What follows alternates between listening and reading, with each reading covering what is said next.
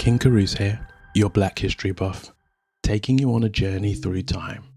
Today, we're celebrating Claudia Jones, the woman who brought the Caribbean sunshine to London streets. Born in Trinidad in 1915, Claudia's life took her from the Caribbean to the US and finally to the UK, when in 1955 she was deported for her political activism. But Claudia wasn't one to be silenced. In London, she saw a community in need of a voice and celebration. The answer? The West Indian Gazette, Britain's first major black newspaper, which she founded in 1958. But Claudia's biggest legacy came in 1959 in response to racial tensions and the Notting Hill riots. She helped organise an event that would change British culture forever, an indoor Caribbean carnival.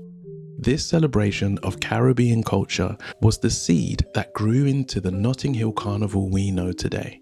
From a small indoor event to Europe's biggest street festival, it's a living testament to Claudia's vision of unity through culture.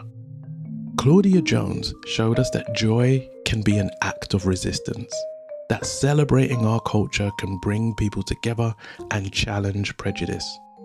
Her life reminds us that even in the face of adversity, we can create something beautiful that lasts for generations. We're continuing our 31 Days of Black British History series. Next week, find us on Instagram for more powerful stories.